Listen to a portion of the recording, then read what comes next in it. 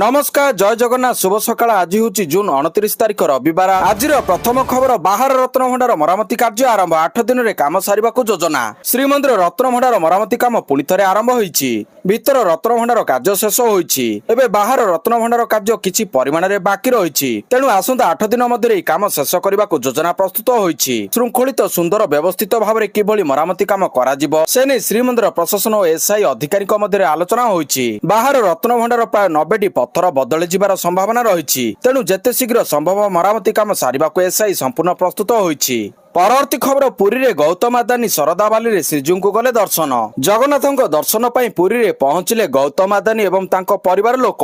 से भुवनेश्वर रे पहुंची पुरी अभिमुखे यात्रा करथिबा जणा पड़िछि। तांकर लक्ष्य होउछि जे लक्ष लक्ष भक्तों पाई प्रसाद सेवनर आयोजन करिबा। ए यात्रा भक्ति सेवार उत्सव। या छडा लक्ष लक्ष श्रद्धालुओं पाई पुरी धाम रे प्रसाद सेवनर आरंभ करिछु बोली से तांको सोशल मीडिया पेज रे एक पोस्ट शेयर करी कहचंती। सेबडे अदानी भक्त मानकु जुलाई 8 पर्यंत प्रसाद सेवारे डाली भात पनीपरिबा चापती और मिठा दिया जाउछि। यह व्यतीत ई गरम रे भक्त मानकु आराम देबा पई फल रस एवं शेकर मध्य व्यवस्था करा जाइछि। प्रसाद सेवा पई इस्कॉन एवं अदानी ग्रुप एकाठी होई पुरी धाम रे एक मेगा रोसई घर तयारी करछंती। जोंठारे प्रतिदिन 2 लाख रु अधिक लोकंक पई खाद्य रंधा हेउछि। परवर्ती खबर आत्मघाती आक्रमण रे थरिला पाकिस्तान। पाकिस्तान रो उत्तर पश्चिम अंचल रे एक आत्मघाती बोमा आक्रमण रे 13 जन सैनिक प्राण हराइतिबा बेले 10 रु अधिक जन सैनिक गुरुतर आहत होइछंती। एई घटना रे 19 जन साधारण नागरिक मध्ये आहत होइछंती। एई आक्रमण खैबर पख्तूनख्वा प्रदेश रो उत्तर वाजिरिस्तान जिल्ला रे घटिछि। जणे आत्मघाती विस्फोरणकारी एक विस्फोरक भर्ती गाड़ी को एक सामरिक दल सहित धक्का देइथिला। एई बड़ धरणर विस्फोरण सैनिक दलंकु क्षति पहुंचाइबा सहित निकटवर्ती आवासिक कोठा गुड़िक मध्ये क्षतिग्रस्त करिछि। जणे स्थानीय प्रशासनिक अधिकारी घटना को निश्चित करछंती। परवर्ती खबर शुभांशु शुक्लांक सह कथा हाले प्रधानमंत्री। ग्रुप कैप्टेन शुभांशु शुक्लांक सह कथा होचंती प्रधानमंत्री नरेंद्र मोदी। एक्सियम 4 मिशन अंश भाव में अंतर्जातीय महाकाश स्टेशन आईएसएस रे अछंती भारतीय द्वितीय महाकाशचारी शुभांशु शुक्ला। बुधवार आईएसएस को ऐतिहासिक यात्रा रे उड़ान भरिछंती। 41 वर्षर व्यवधान पर भारतर नागरिक भाव में महाकाश को जाइछंती शुभांशु। अमेरिकार 4 सदस्य विशिष्ट बहुदेशीय क्रूज सहित एक्सियम तार महाकाश यात्रा आरंभ करिछि। परवर्ती खबर जोड़ा लघुचाप 4 पर्यंत प्रबल वर्षा माड़ी आसुची। एकाथरके 2टी लघुचाप 4 पर्यंत प्रबल अति प्रबल वर्षा हेबा नै पाणीपाग विभाग पक्षरु सूचना दिया जायछि। एथिपई एबेठारु सतर्कता जारी करछि प्रशासन। विशेष करी एई जोड़ा लघुचाप पूर्व एवं पश्चिम भाग रे हेबार आशंका रहिछि। अधिक वर्षा नै बहु जिल्ला को ऑरेंज एवं येलो वार्निंग जारी करा जायतिबा बेले संभाव्य लघुचाप को दृष्टि रखी सतर्क रहिछि प्रशासन।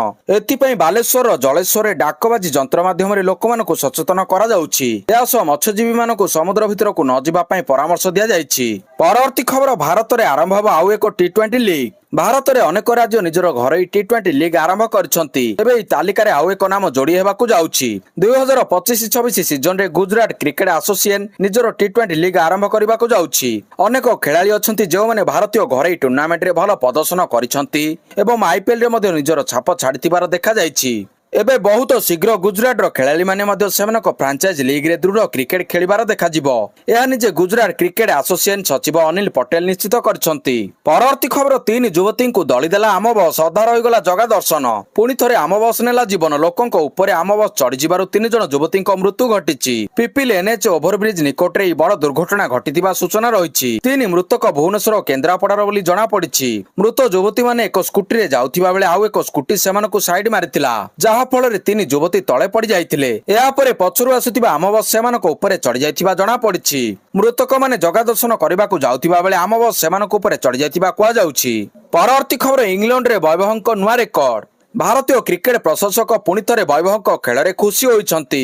इंग्लैंड रे वैभव सूर्यवंशी निजर दमदार खेल आरंभ करछंती। भारतर लोकप्रिय खेलाड़ी इंग्लैंड रे तांकर प्रथम मैच रे एक चमत्कार इनिंग्स खेली रेकर्ड सृष्टि करछंती। से इंग्लैंड अंडर 19 रे 252 स्ट्राइक रेट रे 48 रन करछंती। तांकर इनिंग्स एपरि थिला जेपरि मैच 50 ओवर नुहे बरं 20 ओवर अटे। वैभव सूर्यवंशी तांकर 19 बॉलर इनिंग्स रे 8टी चौका मारिथिले। परवर्ती खबर 6 माओवादी आत्मसमर्पण। एमानक मुंडरे थिला 10 लाख पुरस्कार राशि। धीरे धीरे भांगुची माओगढ़। खराब काम छाड़ी समाजर मुख्य स्रोतरे सामिल होउछंती माओवादी माने। मालकानगिरी जिला सीमांत छत्तीसगढ़ नारायणपुर जिला पुलिस निकट रे 6 जन माओवादी आत्मसमर्पण करछंती।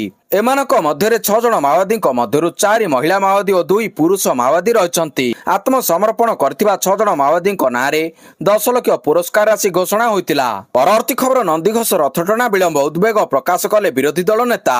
ନନ୍ଦିଘୋଷ ରଥଟଣା ବିଳମ୍ବକୁ ସବୁଠି ଉଦ୍ବେଗ ପ୍ରକାଶ ପାଇଛି। ଏନେଇ ବିରୋଧୀ ଦଳ ନେତା ନବୀନ ପଟ୍ଟନାୟକ ଉଦ୍ବେଗ ପ୍ରକାଶ କରି ଏକ୍ସ ହ୍ୟାଣ୍ଡେଲରେ ପୋଷ୍ଟ କରିଛନ୍ତି। ସେ କହିଛନ୍ତି, ଆମେ ଏଠାରେ କାହାକୁ ଦୋଷୀ କରୁନାହୁଁ କି ଅଯଥା ବିଳମ୍ବ ପାଇଁ କାହାକୁ ଦାୟୀ ମଧ୍ୟ କରୁନୁ, କିନ୍ତୁ ଆମ ରାଜ୍ୟର ସବୁଠାରୁ ପବିତ୍ର ଉତ୍ସବରେ ଘଟଣା ଗୁଡ଼ିକ ଯେଉଁ ଭାବେ ଘଟିଲା ତାହା ଉପରେ ଆମକୁ ଗଭୀର ଚିନ୍ତା ଓ ଦୁଃଖ ମଧ୍ୟ ଦେଇଛି।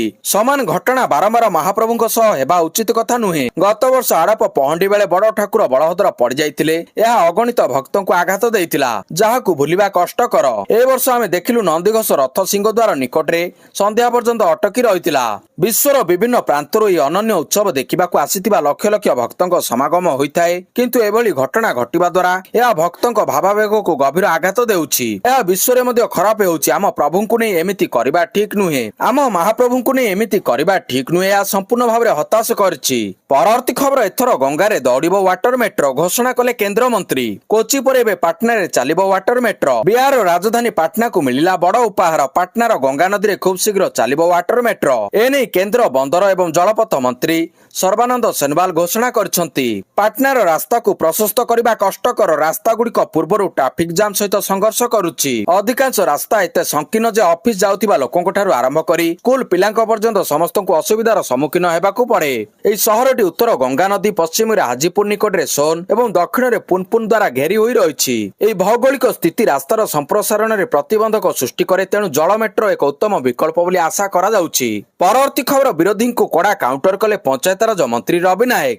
ରଥଯାତ୍ରା ବିଭ୍ରାଟ ନେଇ ବିରୋଧୀ ଦଳ ନେତା ନବୀନ ପଟ୍ଟନାୟକ ସୋସିଆଲ ମିଡିଆ ପୋଷ୍ଟର କଡ଼ା କାଉଣ୍ଟର ରଖିଲେ ପଞ୍ଚାୟତରାଜ ମନ୍ତ୍ରୀ ରବି ନାୟକ। ପ୍ରତିକ୍ରିୟା ରଖି ମନ୍ତ୍ରୀ କହିଛନ୍ତି, ନବୀନ ପଟ୍ଟନାୟକ ମୁମ୍ବାଇରେ ରହି ସବୁ ଜାଣିଗଲେ। ପ୍ରଭୁ ଜଗନ୍ନାଥ ସେଠିକୁ ଯାଇ ତାଙ୍କୁ କହିଦେଲେ ବୋଧହୁଏ ମୁଁ ଯାଇପାରୁନାହିଁ ବୋଲି। ନବୀନ ପଟ୍ଟନାୟକ କଣ କରନ୍ତି ଲୋକେ ଜାଣିନାହାନ୍ତି ନା କଣ? କେତେ ସମୟ ରଥଯାତ୍ରାରେ ରୁହନ୍ତି ଲୋକେ କଣ ଜାଣିନାହାନ୍ତି?